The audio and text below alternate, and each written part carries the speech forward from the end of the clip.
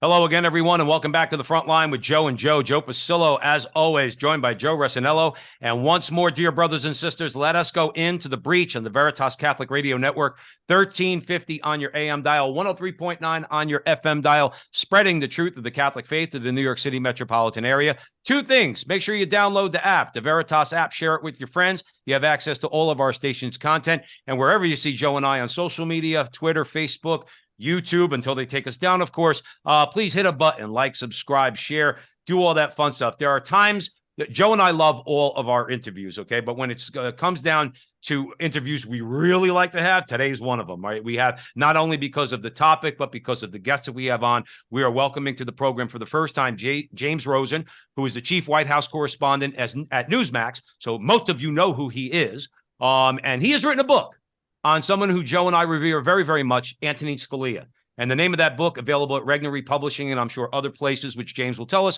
Scalia, Rise to Greatness, 1936 to 1986. Now, for those of you who might be living in an igloo for the last 20 years and who don't know who James Rosen is, I want to give a brief introduction. James is a leading reporter, historian, best-selling author. His works appeared in the New York Times, Wall Street Journal, Washington Post, Politico, Atlantic, Harper's, National Review. The list goes on and on. As I mentioned, he is the chief White House correspondent for Newsmax, following 2 decades of acclaimed reporting at Fox News. During the Obama administration, Rosen's exclusive reporting on national security subjects led to his being placed under surveillance by the FBI and censored by the State Department.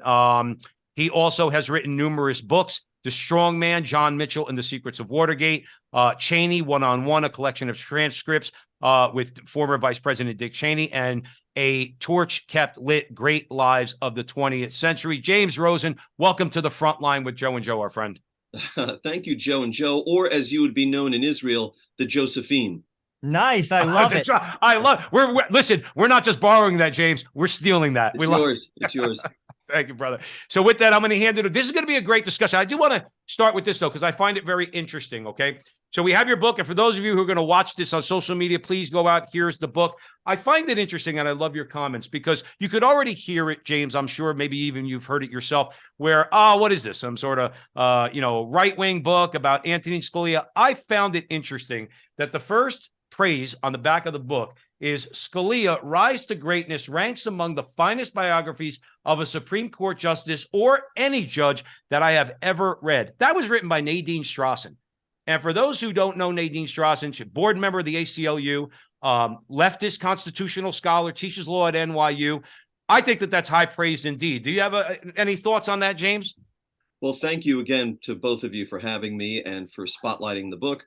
And you're quite astute to point that out, that the blurbs or the advanced praise that appears on the back jacket of the book, I think there's 10 blurbs, and it was a very determined effort by the publisher and me to secure testimonials from people from across the ideological spectrum. So Nadine Strossen is a longtime past president of the ACLU.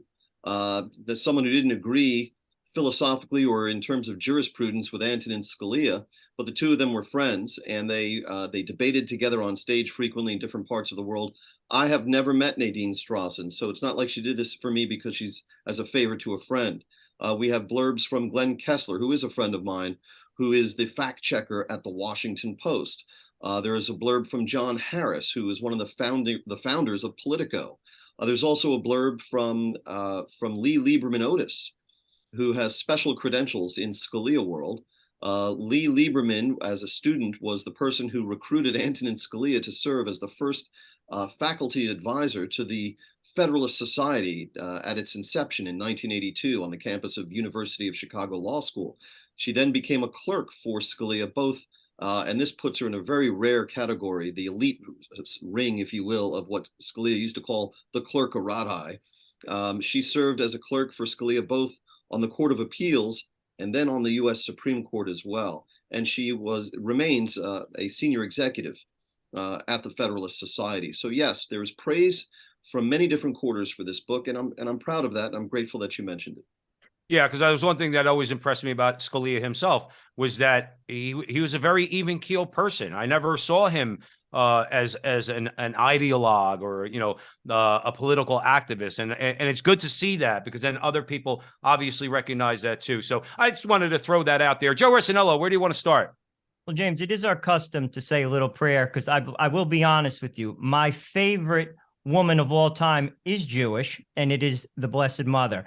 And I always like to say a little prayer to her before we begin, to give us a little guidance. Remember, O most gracious Virgin Mary, never was it known that anyone who sought your help or sought your intercession was left unaided. Inspired by this confidence, we fly unto you, a virgin of virgins, our mother. To you we stand, before you we stand sinful and sorrowful. O Mother of the Word incarnate, despise not our petitions, but in your clemency hear and answer us. Amen. Amen. In the name of the Father, Son, Holy Spirit. Amen. James, I got to be honest. You've written a lot. I mean, you've touched on a lot of very historic people in American history. Why Scalia? What attracted you to this man? To be honest with you, I find him to be a very interesting figure. Why did you find him interesting? So one of the first things I did when I came to Washington way back in 1999 to be a young Washington correspondent at the time for the Fox News Channel, I was 30 years old, was to write to Justice Scalia to seek an interview with him. And the reason I did that was because years before that, way back in the 1980s when I was in high school, watching PBS, I saw Justice Scalia appear on a program called The Constitution, That Delicate Balance. And this was a kind of a theater in the round setting with a live studio audience, and it was a moderated program. The moderator was the former president of CBS News, Fred Friendly, and the panelists included eminent minds of the time, such as Antonin Scalia or Sandra Day O'Connor or Dan Rather or Gerald Ford, and they would debate hypothetical scenarios. And Scalia just struck me immediately as fundamentally different from all the panelists on the program. He spoke in terms that a layman could understand, and I should point out that this book, Scalia, Rise to Greatness, is very much written for a lay audience. Even non-lawyers can enjoy it, and I predict will find themselves at times cracking up when they read it. And he was humorous and unafraid to be sarcastic. And so when I came to Washington in 1999, I wrote to him to seek an interview, and this commenced between us an unusual and frequently amusing correspondence that spanned about 2 years. And it also led to a pair of lunches that we had, just the two of us each time, one-on-one each time. These were held at the long gone restaurant that was Scalia's favorite, a very modest Italian restaurant called AV Ristorante Italiano, on what was, at the time, in what was a fairly sketchy part of Washington, D.C. But Scalia had been going to this place since the 1950s when he was attending Georgetown University. And we drank wine together. He made me eat off of his plate. I said, Mr. Justice, I couldn't. He's, come on. So now I'm shoveling vegetables off of Justice Scalia's plate into my mouth. He even gave me rides back to my office on each occasion. And I have confirmed, Joe and Joe, through my research that for students who traveled with Scalia to debate tournaments way back in the 1950s, all the way up through Supreme Court clerks in the 21st century, being a passenger in a car in Antonin Scalia was as unnerving for them as it proved for me. In any case, he was so generous to a young reporter so long ago. The substantive discussions we had at lunch will remain off the record, as was stipulated at the time. But I hope in volume 2 of this biography to excerpt from some of our amusing correspondence. Just to ask you, it kind of begs the question. So when do you project that volume 2 might be coming out? Well, this book began its life as a concise biography. And of course, those who know me well, most especially Mrs. Rosen, know I don't do anything concise. I think you'll find that out in this very podcast. But so I have great, strong impetus to finish it quickly, because the one person who was less than thrilled to see this metamorphose into 2 volumes and thereby extend Justice Scalia's lease on the lives of the Rosens for another 2 years was Mrs. Rosen. So I have ample impetus to finish it. Hopefully, if not before then, I'll be back with the both of you in about 2 years' time. All right. Well, that sounds good. And hopefully we have you back in the meantime. If you're just joining us here at the Frontline with Joe and Joe, Scalia, Rise to Greatness, 1936 to 1986. That is the book. It's published by Regnery Publishing, and the author, James Rosen, chief White House correspondent for Newsmax. So, James, let's start at the beginning for Obviously, that's a logical place to start. How did his upbringing, Antonin Scalia's upbringing, form him? What are like some of the general ways that formed him into the man that he would eventually become? So this book, Scalia: Rise to Greatness, which just came out, just captures the first 50 years of Antonin Scalia's life. It ends with him taking his seat on the Supreme Court. And it examines, in essence, how he got there. How did this kid from Queens, as he liked to call himself, make it all the way to the pinnacle of his profession and be confirmed by the United States Senate 98-0, which was a slight imperfection that bothered Justice Scalia well into the 21st century. And really, he is a product of a bunch of different forces and factors, like everyone else, his parents, of course. But, for some Americans who rose to prominence in the 20th century, we might identify as the sort of grounding experience for them, let's say the Depression or World War II.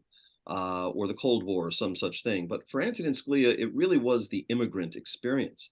And at the time of his confirmation to the Supreme Court in 1986, it was widely stated, and accurately so, that Scalia's story really is the embodiment of the American dream, of the power of the American dream. Scalia's father came to this country in 1920 from Sicily, not speaking a word of English and with only $400 in his pocket. And he made of himself a renowned professor of Romance languages. Scalia's mother was the daughter of Italian immigrants, and she made herself into a school teacher. And they were devout Catholics. And we'll talk more, I suppose, later in the show about the fact that there were two existing biographies of Antonin Scalia that had been done. Both came out while he was alive. One of them he cooperated with extensively, the other not at all. And both came out pretty much in the same place, which is to say open, in their hostility to Justice Scalia and his conduct and his jurisprudence and his legacy. This is the first accurate biography of Antonin Scalia, I like to say, because it's the first admiring one. And it's the first to treat in the requisite depth and scope certain factors and forces in his rise to greatness, such as his Catholicism, which I like to call the rocket fuel for his rise to greatness. From these three influences, his mother, who venerated form and composition and who made sure he hung out with the right kids and hosted the Cub Scout meetings right there in the Scalia family home in Queens. From his father, the academic, the stern academic, whose own published writings warned of the perils of the original meaning of a sacred text being distorted by a dishonest translator or interpreter. And from the sacred foundational texts of the Catholic Church and the liturgy of the Catholic Church. From all of these influences, young Nino Scalia emerged with a profound reverence for the original meaning of sacred texts. And he brought this forward throughout his life and into his career as a judge and a justice by championing originalism as his theory of how judges and justices are supposed to do their jobs, which is interpret the meaning of the Constitution or a given statute. James Rosen is joining us here at the Frontline with Joe and Joe. James, let me ask you a question, a little just to go a little further with one thing you said. Do you find that what's lacking, at least as far as like when you look at biographies of well-known people, is that a lot of times they're attacking. Now, whether it's right attacking left, left attacking right, okay, it's like you rarely read something like your book where that's like you said, it's praising Antonin Scalia, because everything seems to come down to just politics. And in this case, not necessarily politics, but his jurisprudence, his view of you mentioned originalism, is like, well, that's all anathema. We don't want to hear any of that, and therefore he's a bad guy. Like right. That. You find that's lacking, and really, I think it holds us back in our culture that we can't objectively look at people. A lot of people subscribe to the view that behind every great fortune there is a crime. Scalia didn't make a great fortune, but the same holds true in many people's eyes for anyone of any success or prominence. And so there's a view that the surest route to profit and sensationalism is to find the dirt and to produce some kind of account of a famous or prominent person that traffics in their dereliction or in their secret scandals or what have you. And here, the secret story, the much better story, the saleable story, was that this man and his wife, Maureen Scalia, led an exemplary Catholic life together. And I have noted that a number of the reviews of the book to date, from what we might say are faith-based outlets or publications, such as Focus on the Family, I think one of them is the National Catholic Register, they have noted the centrality of Catholicism in my story of Scalia's rise, and they have done so with a kind of almost astonishment that that faith itself would appear so centrally in a modern biography of an American public figure, and that faith would be taken seriously in those pages. And it's extraordinary to me that that would be seen as extraordinary. But these were the influences that enabled Scalia to rise. One of the sets of documents that I was able to access that the previous hostile biographers either overlooked or were unavailable to them was Justice Scalia's FBI files, which were unsealed after his death in 2016. Scalia underwent 4 different FBI background checks within 14 years, from 1972 to 86, as he rose through the executive and judicial branches. And his career prior to going on to the Supreme Court, which is the subject of this book, was very profound and consequential for all Americans, quite apart from his work on the Supreme Court. But it's unusual to undergo 4 FBI background checks within 14 years. And these FBI files for Antonin Scalia stretch hundreds and hundreds of pages. And you can see the process growing more computerized over the 14-year span as they start to search, quote unquote, data banks and the like. But here you had the vast machinery of the world's preeminent law enforcement organization cranked up, with agents fanned out across the country, interviewing associates of Scalia's that dated back to when he was 13 in 1949, all in an effort to locate any kind of derogatory information about Antonin Scalia that might exist anywhere in the world. And none turned up for the simple reason that none existed. As I say, he and Maureen Scalia lived exemplary Catholic lives together, but page after page after page after page of these hundreds of pages of FBI documents, you see the agents told the same thing again and again. Not only, this is an honest man, this is the most honest man I've ever met. Not, this is a brilliant man, this is the most brilliant man I've ever met. And not, man is qualified for a federal judgeship. This man is the most qualified person for a federal judgeship you could possibly imagine. And as I say in the book, and again, his Catholicism is central to all of this, would that all lives paid such close scrutiny would reward with such superlative testimonials. Absolutely. If you're just joining us here, James Rosen has written a new book, Scalia, Rise to Greatness, 1936 and 1986. I'm going to hand it over to Joe, James, but very quickly, where can our audience members purchase the book? You can go on Amazon.com, Books A Million, Regnery.com gives discounts for orders over $50. You can follow me on Twitter at James Rosen TV, and I'm constantly tweeting about it. It's not hard to find. All right. And there's an audiobook version. I should point out there is an audiobook version and a Kindle version. Okay. Thank you for that, James. Joe Rossinello.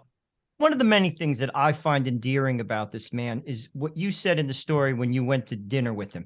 Eat off my plate. Come on, come on.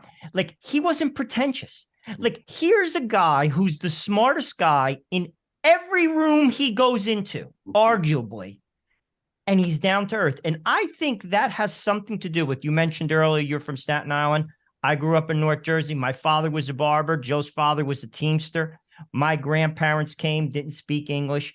You're raised a certain way, the way we were raised. You were raised. He was raised. He was just gifted. But it didn't, like, he didn't hold. I mean, you're in the world, James, as I am. I work, out there. People don't act that way. You know what I mean? Like especially someone who goes to Harvard or finishes the valedictorian to Georgetown. That's not how it rolls. That's not how he was. I find that to be incredibly endearing, and I think people will relate to it. So when we examine the first 50 years of Antonin Scalia's life and how he made it to the Supreme Court, which is what this book does, we see his Catholicism as a central influence. We see the influence of his father and his reverence for the sacred, the sanctity of original meaning of text, and his mother. We see these influences fueling his rise. There was also, of course, Maureen Scalia and her extraordinary sacrifices, raising 9 children with very little assistance from Justice Scalia, as he always said. And all of us, all Americans, benefit from Antonin Scalia's legacy. He's not just one of the most important justices of recent history. He's one of the most important Americans of the last 100 years. And to the extent that all Americans feel his impact today, and we all do, we all owe Maureen Scalia an extraordinary debt. because of her sacrifices and her contributions that enabled her husband to rise. But the other innate characteristics of the man, which you just touched on, were also central. His capacity for hard work, his sense of honor, and also his affability. And you talk about how he's down to earth. Like I said before, the substantive discussions we had at lunch will remain off the record, but I'll share with you one story about lunch.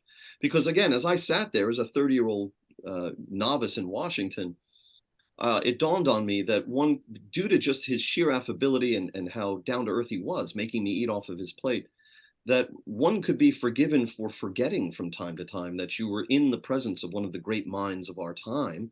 He just seemed like a kind of avuncular Italian uncle, like Paul Sorvino, or that you imagine Paul Sorvino to be like, the late, great Paul Sorvino. But I got to the restaurant first, and it was a dark, modest place with a long, straight chute where the front door opened up. And it was a brilliant sunny day. And at a certain point, silhouetted in the front window of the place and the front door, walking in, is this slightly portly, jaunty figure strolling towards me, and it's Justice Scalia. And he sits down, and pleasantries are effectuated, and we're each looking at the menu. The waiter was a young guy who was actually Italian and spoke only broken English. And Scalia looks at the menu and he says to the waiter, "Pulpy, what is pulpy?" And the waiter says, "Octopus." And he says, "Octopus, I'll have the pulpy." And he hands the with great sort of Jackie Gleason grandiloquence, he hands the menu to the waiter. And now I have little rules I follow about when I'm having a meal with somebody I want to impress. Nothing where you have to eat with your hands, nothing that could splash like pasta, like marinara sauce, just something easily manipulable with knife and fork. And coming from Staten Island, I knew what to order. I said, "I'll have the veal parmesan," right? Nice and easy.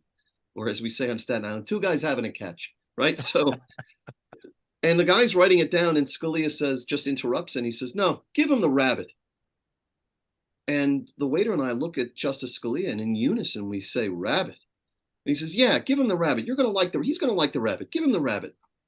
And the guy disappears with the menu. Now, I didn't want rabbit. I had never had rabbit in my whole life. Right.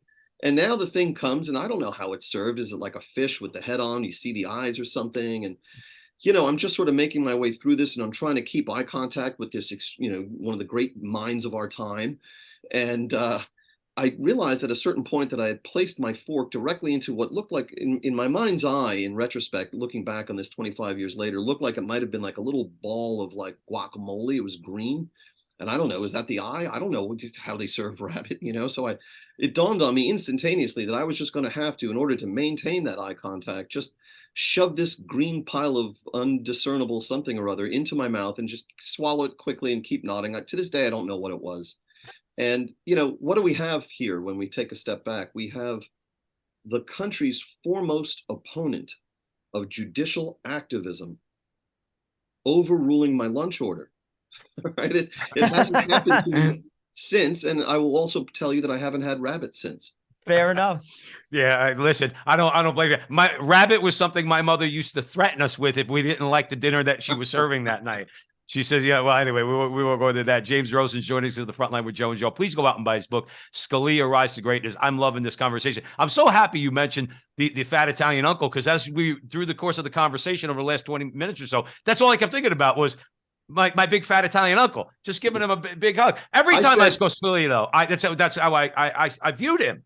I said avuncular. I didn't say fat, but Okay, I'm a heavy guy, so I could say it. He was so down to earth, and of course, he could sing and play the piano, and he was apt on a moment's notice to shamelessly commandeer a piano in someone's house and belt out show tunes or Christmas carols for 50 people, and not think of it. He was truly gifted in so many ways.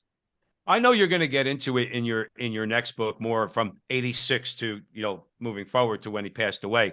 But that's the way I always saw him, obviously not as someone who's a constitutional scholar, but hey, we're American citizens. We know the Constitution. We know its basic tenets and what it says. He always struck me as the type of guy who says, even though he was gifted, kind of like, well, everybody could get this. This is not rocket science. The Constitution's not rocket science. So I always felt comfortable listening to him talk about the Constitution, because he didn't bring you down into the weeds or try to talk to you about the Constitution to put forth a political argument He just kind of, this is the way it works. This is the way it's structured. You get it, don't you, Joe? Don't you, James? Don't Well, you get it? This is the way.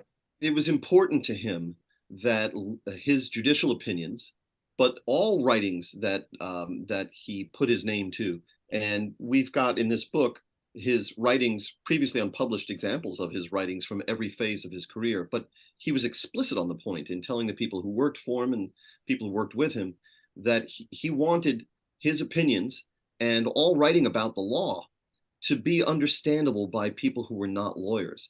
And he would spice up his opinions with wisecracks and things that really helped clarify the issues. And so, for example, there was one case from his Supreme Court tenure where an agency was seeking to extract greater authority from the statute than Scalia thought really the agency should have, or that anyone who's just reading the plain language of the statute would ever grant the agency. And as he put it, Congress does not hide elephants in mouse holes. He just had that way of clarifying, this ingenious gift for metaphor, to make sure that what we would call regular folks could understand his opinions. That was very important to him. Absolutely. James Rosen, once again, before we go to a break, where can folks buy the book? Amazon.com, Books A Million, Regnery.com, any brick and mortar store where fine books are sold. And of course, you're always free to log on to Twitter and find me at James Rosen TV. And we can direct James you Rosen TV. Absolutely. So the book is Scalia, Rise to Greatness. We're joined by the author, Chief White House correspondent for Newsmax, James Rosen. A true honor for Joe and I to have him. But stick around because we have another great segment with James Rosen. Don't go anywhere.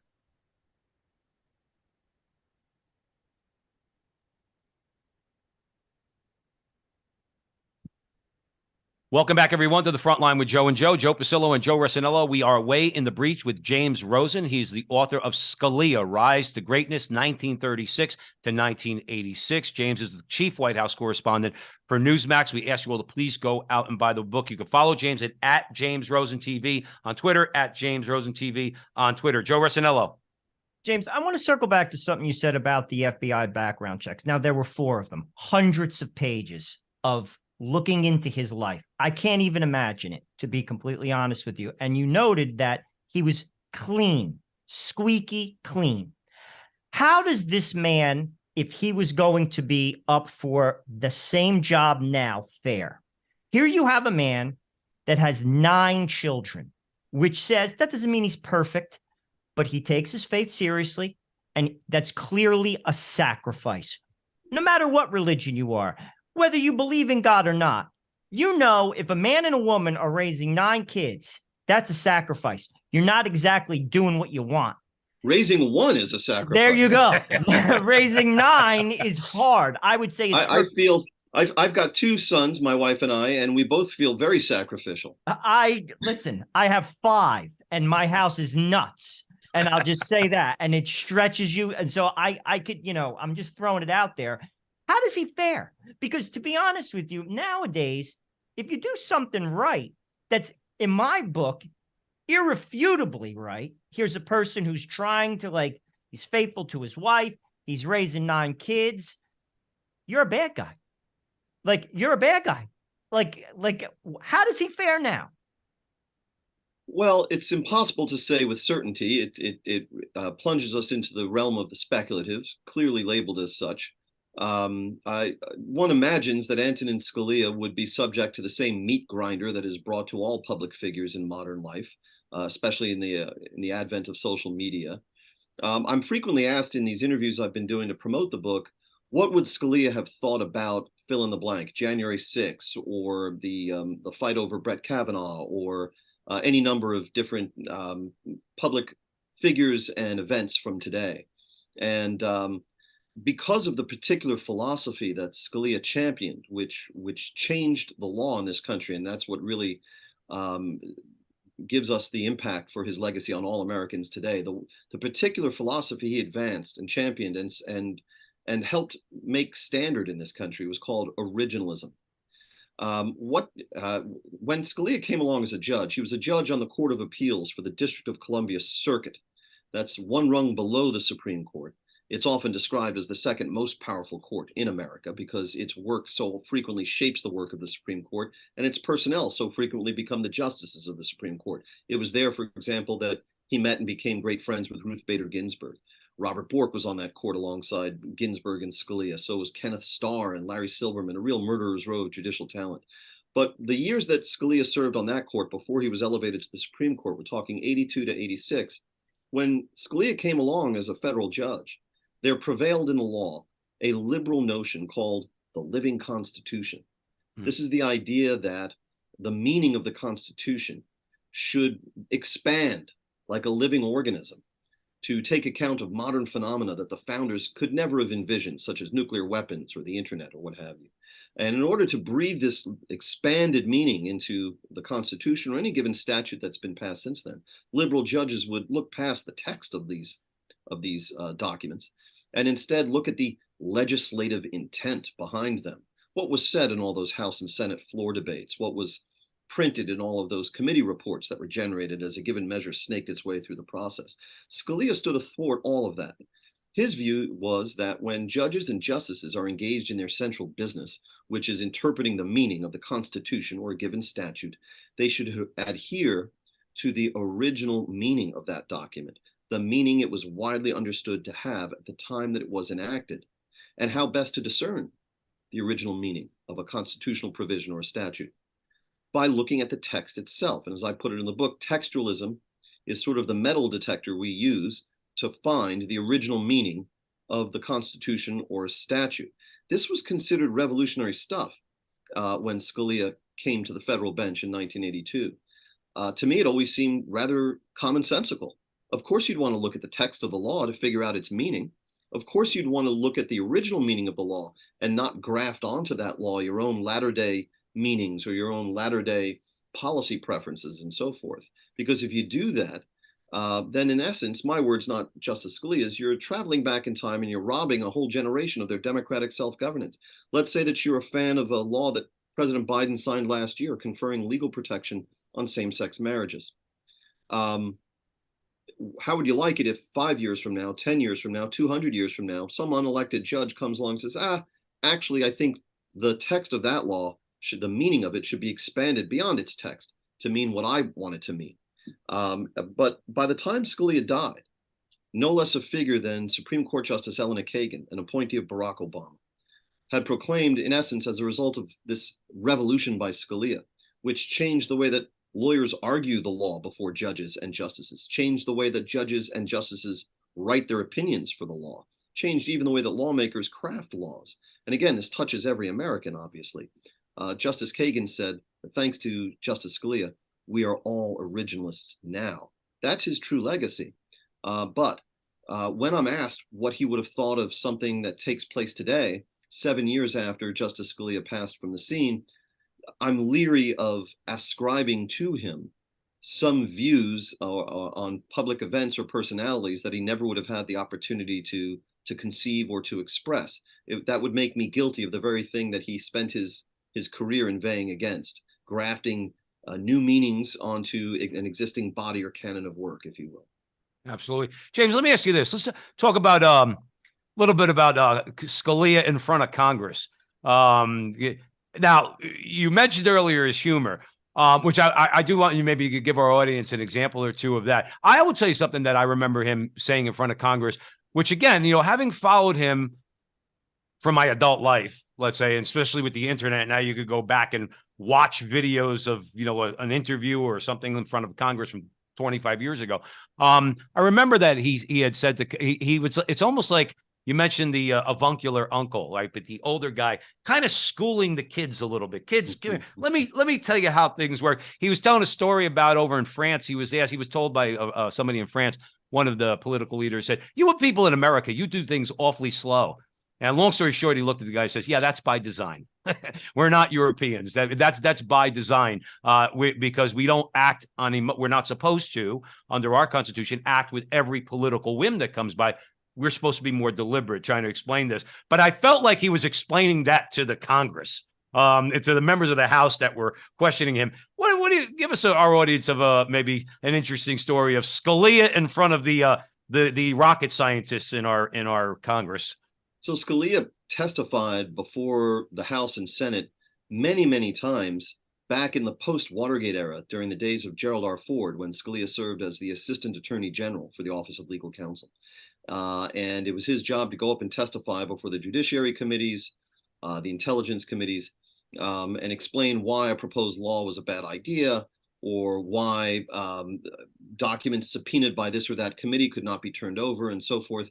Really, what he was doing in those appearances was fighting very determinedly to preserve the powers of the presidency itself from an onslaught in this post-Watergate time by Democratic lawmakers and the liberal media, which were bent on emasculating the presidency and the intelligence community. Scalia and other conscientious conservatives of that time understood that after Watergate and its subsidiary scandals faded from the headlines, the country would still need a strong executive. And so he fought for that. But he was very often in these encounters with members of Congress in hearings back in the 1970s, more knowledgeable about the substance of their own bills that they were putting forward than the lawmakers themselves. And I have a whole chapter that recounts some of these extraordinary moments, which I entitled Il Matador, because look, Scalia was the valedictorian at Xavier High School in the 1950s in Manhattan, a rare Jesuit academy that was also a military school.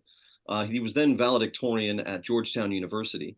He received a strict Jesuit education where they spoke multiple languages and they would have to conjugate Latin verbs under the threat of a stopwatch in 60 seconds. And he was a champion debater. There was no one in Congress who could hold a candle to that kind of mastery of rhetoric and logic. I'll tell you one funny thing he said before Congress. This was later when he was Supreme Court Justice. An agency that Scalia had headed in the 1970s called the Administrative Conference of the United States, which is sort of like a think tank for the federal regulatory state, tries to come up with ways to improve the performance of the regulatory agencies. He spent 2 years as chairman of that administrative conference. That agency went defunct, and then it was revived in the Clinton era. And they had a hearing in the House where the two witnesses before the panel were Justice Scalia and Justice Breyer, Stephen Breyer, who also had a history of working for what was known as ACUS, the Administrative Conference of the United States. And the very first question put to Justice Scalia by the chairman of this subcommittee on the revival of ACUS was, we have the incoming person who's going to serve as the chairman in the audience a few rows behind you. Justice Scalia, what advice would you give him as we launch ACUS anew? And Justice Scalia said, do good and avoid evil. Kind of simple, right? I mean, and again, saying that to Congress might not seem so obvious to them. James Rosen is joining us here at the Frontline with Joe and Joe. Please go out, buy his book. And if you're got a little screwed up there, buy his book, Scalia, Rise to Greatness, 1936 to 1986. You could buy it Amazon. You could buy it at bookstores. You could buy it at the publisher, Regnery Publishing. James is the chief White House correspondent for Newsmax. Joe Resinello. James, I want to talk about his relationship to Ruth Bader Ginsburg. I think this is so important because they were so different, but they sincerely liked each other. And I think this is something that people should look to. You couldn't be more different in plain English, but yet they respected each other and they liked each other. And we have lost that in this country. There is no longer a let's agree to disagree, but how about we go to lunch?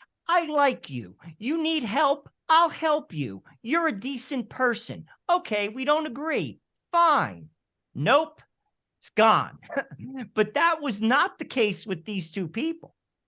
Talk about that. I think that could teach the world, especially our culture, so much. So I wrote a previous book about William F. Buckley Jr., another devout Catholic who, like Antonin Scalia, preferred the High Latin Mass and was critical of Vatican II. Buckley had a great friendship with someone who was on the opposite end of the ideological spectrum from him, the late John Kenneth Galbraith, who was the economist and President Kennedy's ambassador to India. And he and Buckley used to debate each other ferociously on television.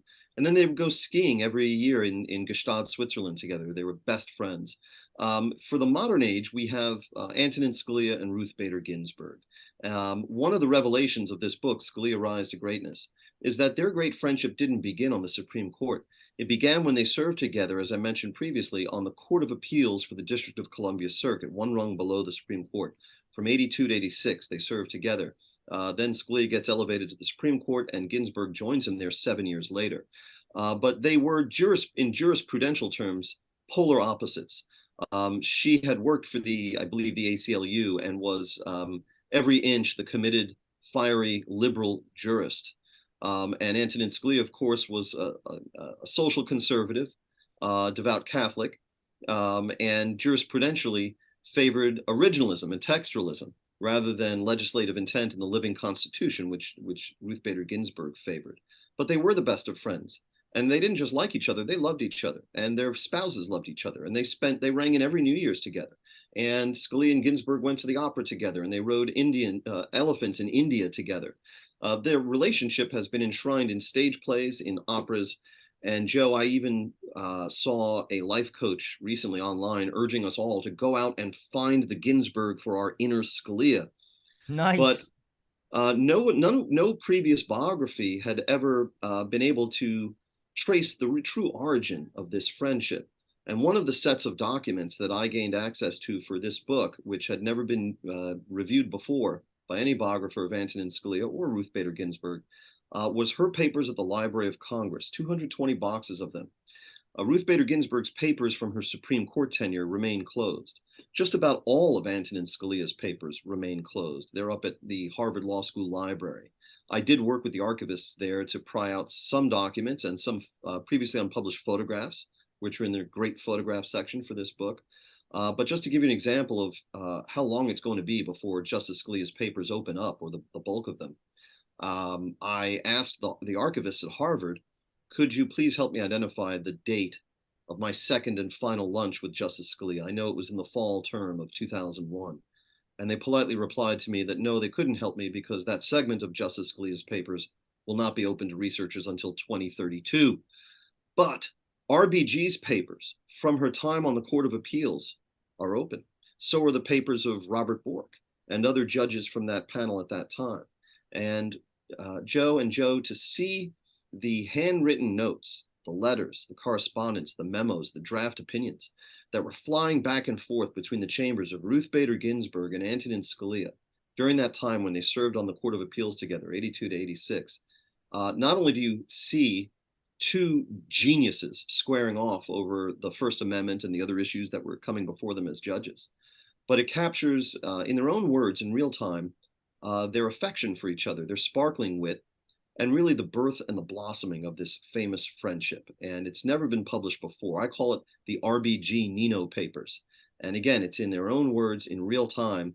And you can see, for example, Judge Ginsburg at the time quelling over Antonin Scalia, almost with a maternal instinct, worrying if his workload is too much. She was already on the court for 2 years when he got there. She was appointed by Jimmy Carter.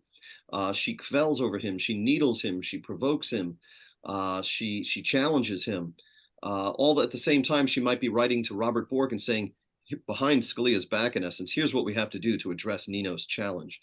And from his part, you see Scalia letting down his hair and letting up in argument with Ruth Bader Ginsburg when she says at one point, if you change your opinion on point X, we could be unanimous. And he would scribble on her memo and send it back to her chambers. Let's be unanimous, AS.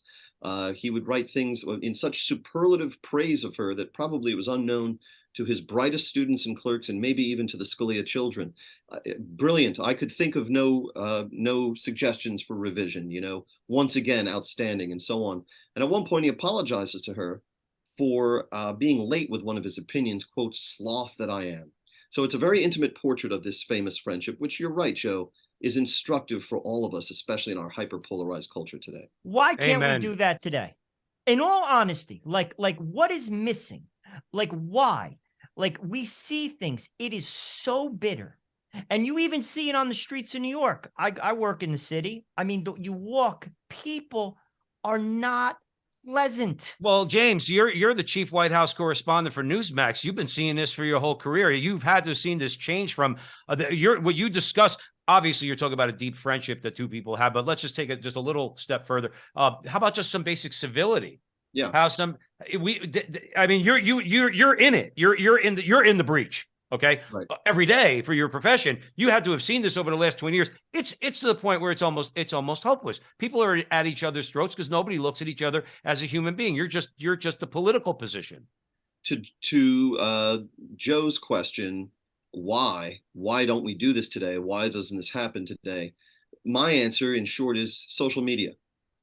Social media, just pours gasoline on every conflict for profit, in essence, and it's an inhibitor of true political leadership, I would say.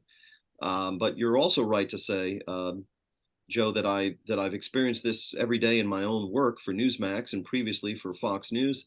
I've been going to the White House press briefings on and off since 1999, and for most of that experience, you would have observed the press secretary, regardless of which party he or she served, making an effort to call on everybody in the room at least once, or at least once a week.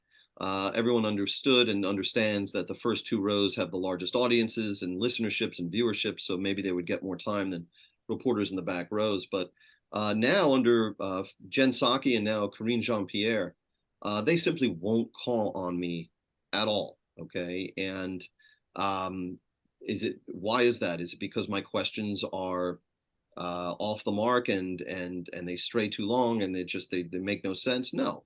It's part of this poisonous atmosphere. And RBG used to say that she would dread seeing one of Antonin Scalia's dissents show up at her chambers to one of her opinions, because she knew it was going to have his usual rapier-like wit. But she also said that when she would read his dissents, it had the effect of making her own majority opinions stronger, because she could account for his arguments and incorporate responses into her opinion. And I've tried to make the case to KJP that, I'm going to make you a better briefer if you call on me. You shouldn't be afraid of me, in essence. But I'm left to conclude that that's what the problem is. And it's an example of the kind of poisonous incivility that didn't exist even as recently as 10 years ago or 12 years ago.